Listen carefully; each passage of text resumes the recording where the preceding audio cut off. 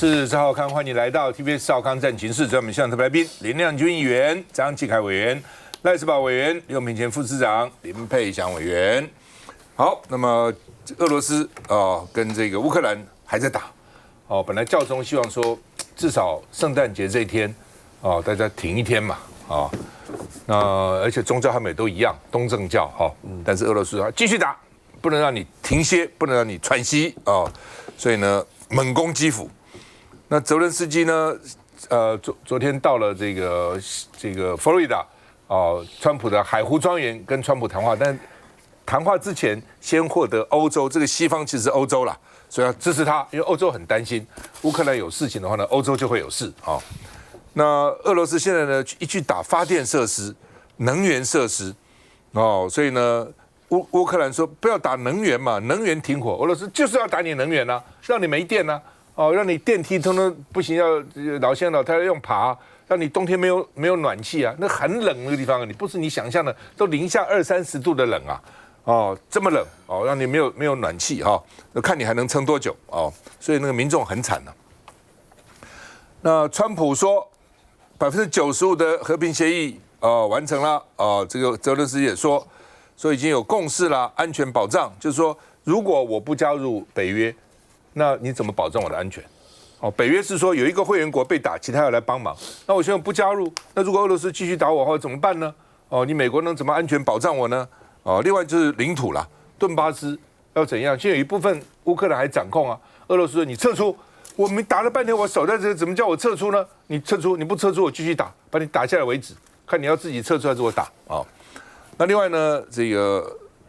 他们说接近和平了，最快几周内就可以了那到底可以还是不可以川普表示还是有问题，没有就是顿巴斯了，还有自由贸易区没有解决，但以大幅的接近共识其实最主要的还是普丁接不接受了。你们两个扯半天，普丁接不接受这最重要嘛？所以川普先跟普丁通了75分钟电话，就是普丁啊，老兄，你到底要什么？你讲清楚吧。而且还答应说跟泽伦斯基谈完以后会再跟普通打电话。川普这个他是什么角色、什么身份？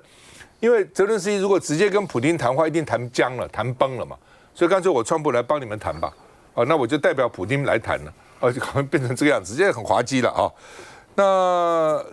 因为美国不想再打了。像美国现在如果说不给他援助，会被人家骂。开始就你搞人家的对不对？你怎么跑一半跑了呢？但是继续打，美国也很受不了啊。所以呢，川普现在被变成说他来谈吧，来帮你们谈谈看要怎么解决。金融时报是说，他们川普跟泽伦斯基的会谈虽然结束了，没有重大的进展，但是没有吵架就好了。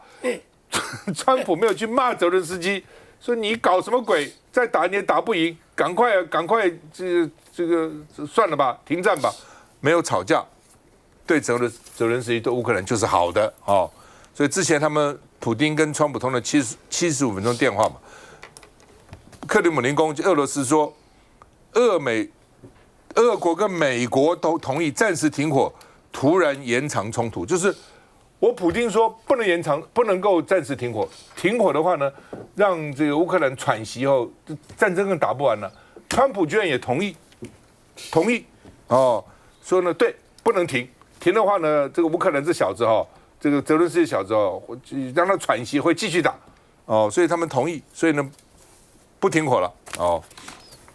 普丁说乌克兰基辅泽伦斯基是没有意要和平的，嘴巴讲了。没有关系，我们用武力完成军事目标。他不撤出，我们就继续打。我们看一下。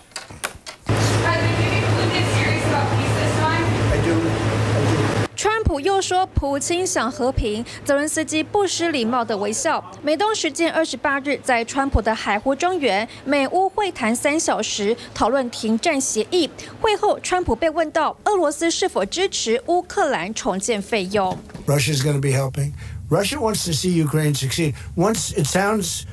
a little strange. 泽伦斯基当场嘴角失手，这是什么荒谬的笑话？忍不住摇头，瞪大眼睛望向川普。Our meeting was excellent. We covered,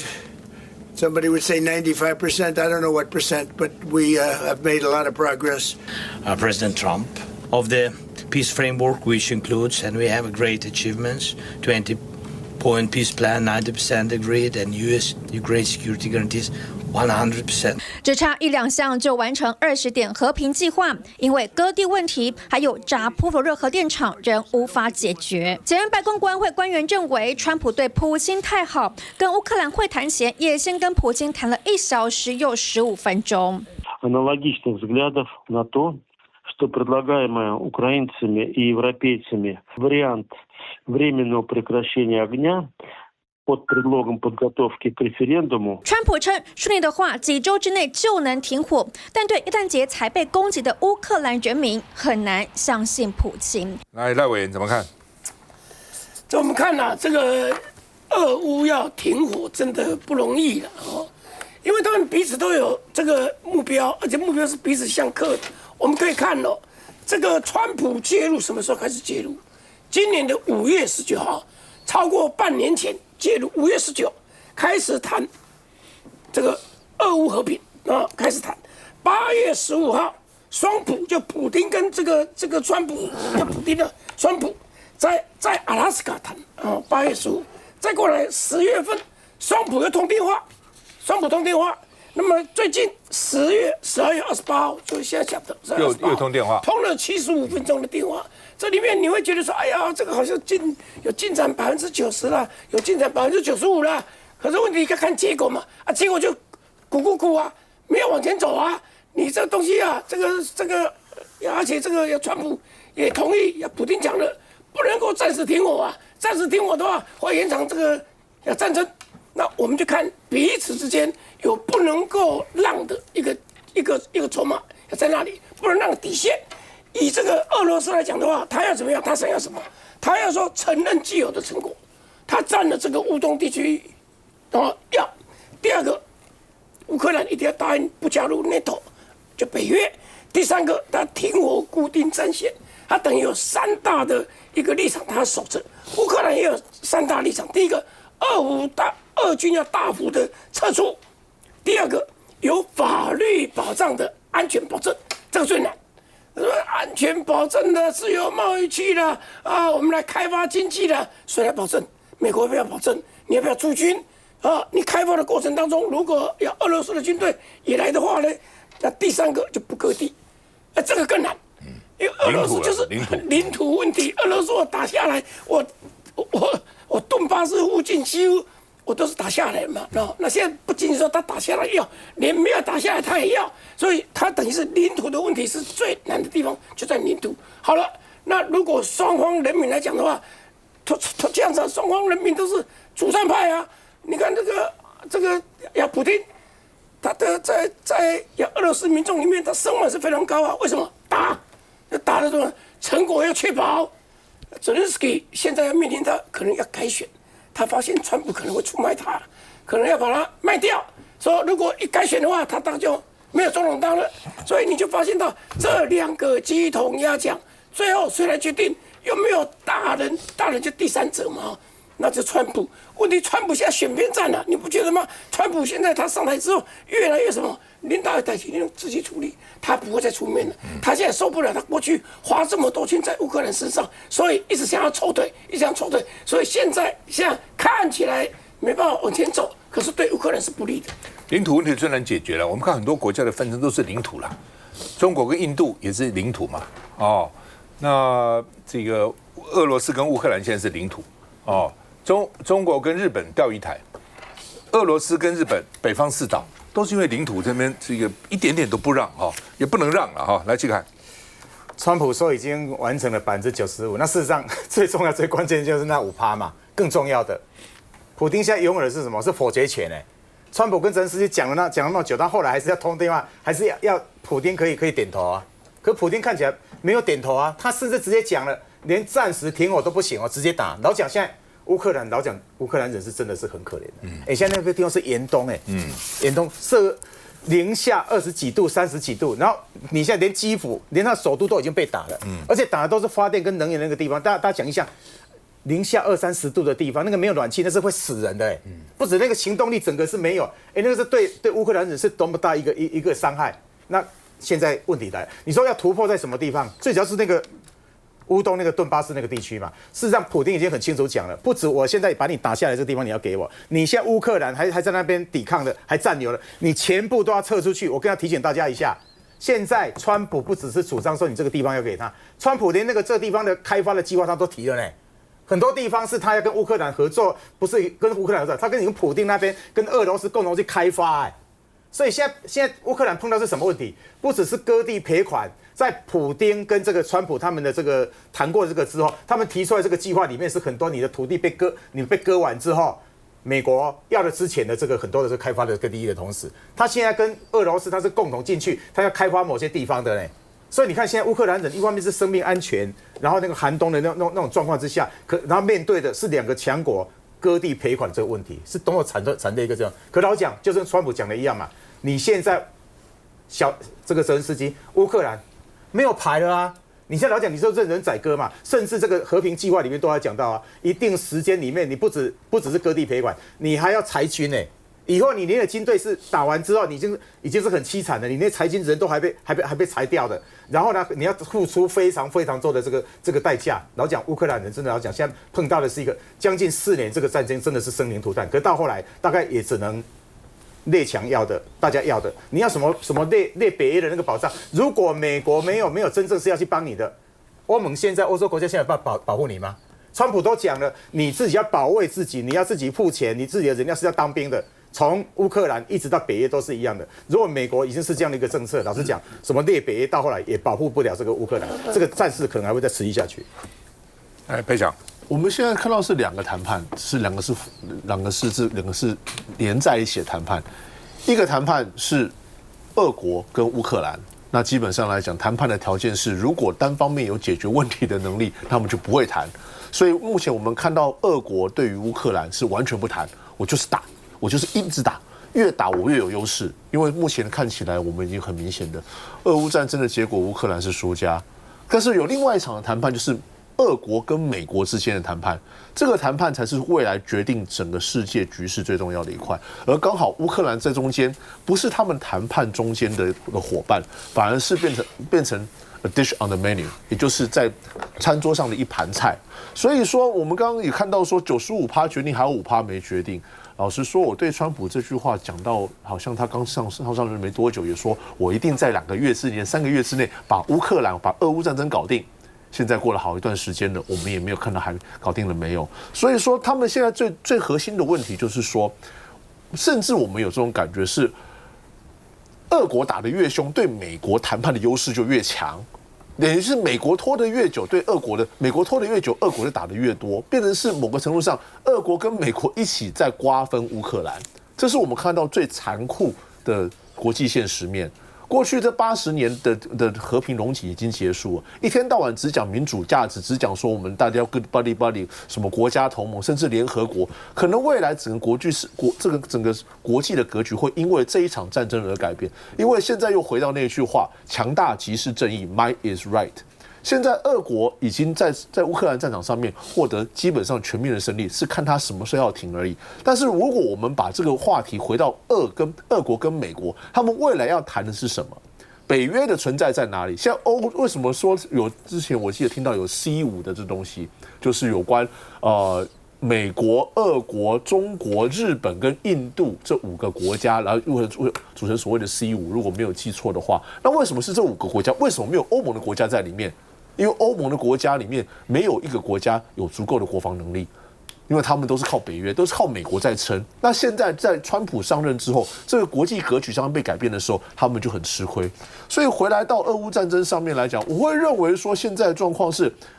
乌克兰已经失去他所有的筹码，甚至他把当初讲说，好像昨天记得说他们要停战60天，希望用公投来让乌克兰人民决定乌克兰的未来，但是没有人要理他，因为对他们来讲，民主价值现在在这个世界上已经主动被美国跟所有强国所鄙弃，这是我们应该见不贤思自省很重要的一块。乌克兰人真惨啊！你看这边讲在严寒的天气下，超过100万居民断电，没有暖气供应。台湾人真的不了解那个冷我因为我在美国留学最后一天，刚好那个油用完了，哎呦，我想最后一天晚上嘛，就是忍耐一下嘛，你不能一叫就叫一大桶啊，那很浪费钱，我们都很穷啊，对不对？就那天晚上忍耐一下，盖个电毯算了。那天晚上，连在南卡那天晚上都很少这样降得那么冷。我告诉各位，那个自来水的管都结冰，水都没有，冻到后，我都以为那天晚上会死掉，会死在美国。像第二天叫我回来，我干嘛？就让我想到这个，我们那时候高中有个课本叫做汪中写的《先母周如人临表》，大家记不记得？每冬夜豪寒，母子相拥，不自缢全季，必见晨光，则欣然有生望焉。晚上冷到抱在一起，跟妈妈抱在一起哈，哭哦，以为会死了。早上看到阳光出来，在想，哎呀，又活过来了。那种冷的。这么多都零下20度、30度、40度，没暖气、没电，电梯也没有，要爬楼梯，多惨呐！所以川普讲嘛，所以我谈的也差不多了，但是也不一定。如果谈不好的话，几百万人生命可能又再丢掉了，也蛮惨的。休息一下再回来。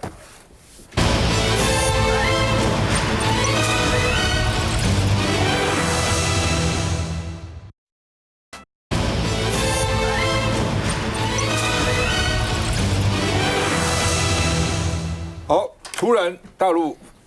发布新闻哦，明天早上8点到下午6点，哦，说呢解放军包围台湾本岛，而且实弹射击，空中海上你们都给我小心，飞机船都离开一点哦，而且逼近我们的领海边缘，而且呢比以前离台湾本岛更近，围岛锁链更紧，像蟒蛇把你缠死，哈、哦！我看这是2022年、2024年。然后呢，2025年，几次不同的演习，那这次是这个蓝的是这一次，蓝的那因为什么说这次近？因为这是离恒春最近，看到没？几乎已经逼近恒春了，非常近所以呢，被认为说离台湾本岛更近了那另外呢，他们的这个命名叫做“正义使命2025”。这今年都要结束了哈，在最后的时候对台军演，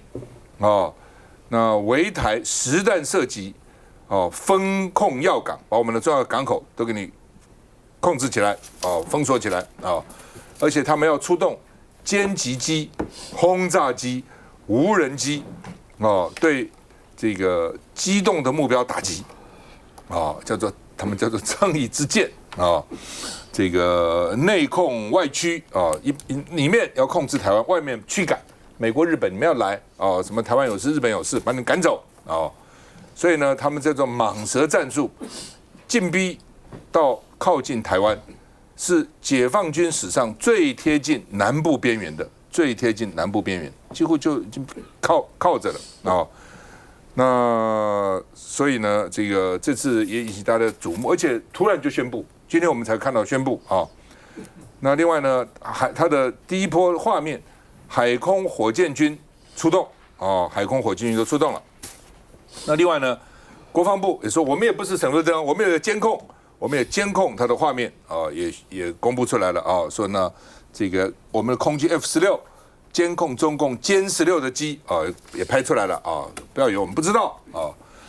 大陆外交部说呢，为什么对台湾军演？美国应该认清对台湾军售的严重后果。美国不是还宣布说要卖台湾111亿美金的武器吗？包括海马斯飞弹等等吗？所以他们有说他有3个目的啦。第一个就是警告美国，你卖台湾武器，你卖的武器有用吗？第二个高市早苗，台湾有事，日本有事，我先把台湾围起来，那你日本怎样呢？另外呢，就是民进党最近很多的这个政策宣布比如说什么不准立委到大陆去啦，去要报备啦，陆配一定要拿什么身份证明啦，否则不给你这样那样的所以呢，专家说是展示台湾对美国的军购是往来，你买吧，买又怎样呢？所以它有2个盾2个盾，说呢把这个什么巴士海峡啦、宫古海峡啦都给你挡住那另外呢，国防部我们也发布我们的影片，叫做“坚韧台湾，坚定守护”我们有影片出来说，我们这个也做好防卫的工作了那另外呢，我们的陆地上设了陆上的雄三飞弹车队，也出营区警戒部署好，另外呢，说是不是给美国、给日本看的？路透社说，中国第一次首度挑明嚇阻外部军事介入，我们把你围起来，你们来打哦。其实老共那时候跟国民党打仗就有一个战术了，哦，叫做围点打援。他是打国民党就打，我把一个点围住，然后来援助的，我通通把它打掉哈。另外呢，这个大陆媒体说也是要牵制高市早苗台湾有事的发言哦。那另外呢，中国海警船在钓鱼台那边，今年365天里面有355天都在那个地方哦，所以表示呢，这个钓鱼台也在那边争执。另外，俄罗斯3天后要搞北方四岛军演2个月啊，哦，而且说呢，台湾如果有事，俄罗斯会支持中国哦，有出兵的话，他会支持中国。我们看一下。台北市长蒋万安才参加完上海双城论坛，结果前脚刚走，隔天一早，中共解放军就宣布要围台军演，为台湾海峡、台岛北部、台岛西南、台岛东南、台岛以东组织正义使命2025演习。东部战区也同时发布最新文宣，在台湾地图旁画上盾牌和多艘基舰，写正义之盾。其实今年4月，解放军就举行过围台军演，代号海峡雷霆2025A。大陆央视访问军事专家，解释这次取名的用意。正义，它展示的是维护国家主权的坚定决心，反对外部势力。使命2个字呢，它彰显的是维护国家领土完整。东部战区扬言，军演将实战演练陆海空军和火箭军的联合突击能力，其中实弹射击的时间从30号上午8点到下午6点为止。外界解读，由于美国近期对台湾进行大规模军售，因此中共大动作反制。但我国防部也不是省油的灯。国防部最新回应表示，中共近期持续在台湾周边及印太区域展开各类型军事侵扰、假讯息、认知操作等复合威胁，升高区域紧张，正是破坏区域和平的主因。对于此种不理性的挑衅行为，国防部表达强烈的谴责，并已成立应变中心，派遣世界兵力应对，执行立即备战操演。大陆官媒新华社28号晚间就发表文章，怒批总统赖清德阻挠交流，升高对立，而且多次强调外部势力干涉。结果隔天马上宣布军演，对台湾步步紧逼。我想在这个现在有这个今天才传出的消息，这样子的军演哦。在明天要进行实弹射击，那当然今天也已经包围这个台湾周边的海域，而且刚刚最新消息传出说，距离鹅銮鼻最近的地方大概只距离鹅銮鼻9海里哦，所以是非常非常贴近台湾本岛哦。那从过去当然你说在近期比较大的，在去年2024年，当然也有这个联合利剑的演习，那甚至在更早这个美国的这个议长 Pelosi 来到台湾的时候，当时2022年的时候，中国对台湾也有这个大规模的军演。但是当然在这一次我们看到说，第一个是为什么选在这个时间点，那现在大家就一直在揣测说，那是不是要去这个压制日本高市早苗他过去这个台湾有事日本有事的发言，亦或是呢要去处理美国是不是要对台军售这样子的一个问题，那是不是中共在这个时候秀出他的武力跟肌肉哦？但我觉得这个时间点也是非常的奇怪，因为其实高市的这个发言大概也已经发酵了很好一阵子了。那美国对台的军售，我想这几年下来也都是持续的来推进哦。那为什么会选在这个时间？其实我觉得这个是非常起人疑窦的。那另外一个事情就是说，蒋万安市长才刚从双城论坛回来到台湾哦。那选在这个时点，我认为也确实是这个打脸蒋万安啦。因为蒋万安市长去到双城论坛的时候，他当然他希望说能够展现他对中国也希望说，这个共济共建不要来，他就用了这个不要这个波涛啊，不要呼啸啊，来去用这样比较唯美的字眼来去做包装。可是中共买单吗？蒋万安市长回到了台湾之后，你看中共就立刻发表了这样子的一个军演消息哦。那我觉得在这个时刻，当然我想看到今天早上蒋万安市长也有谴责哦，但是我觉得这更让台湾人必须意识到说，其实今天交流这个事情，如果是对等、有尊严的交流，有实质意义上的交流，那当然是没有问题。可是今天如果这样子的交流所换来的是两面手法，一面跟你说两岸一家亲，另外一面以正义之名来行这个威吓之实，然后用这样子的一个包围的战术，然后用这样子的实弹军演，想要来让台湾的人民制造恐慌，那甚至引起台湾内部社会的动乱。那我觉得中共这样子的做法，其实只会适得其反哦。那也戳破了在台湾内部有非常多的人认为说，前往中国交流或者是对中国释出善意，就有机会换取台湾海峡的和平哦。那今天中共这样子的一个演习，也正式的把这样子的一个幻想给戳破。所以我认为哦，当然在这个区域的稳定和平上面，大家都希望不要有任何擦枪走火的情形。可是实际上，提升自己的实力，维护自己的尊严，我认为这还是重要的事情。所以在此时此刻，不管是现在立法院，大家也正在争执说，到底国防预算该怎么审，亦或是说在我们整个全民韧性防卫上面，大家在政策上有很多不同的方向跟意见，大家真的应该要比较务实的讨论，怎么样面对当台湾有全体遇到这样子的威胁的时候，我们可以以政府的角度，或者是以人民的立场，可以怎么样来全体的团结一致，一致对外保护自己的家园。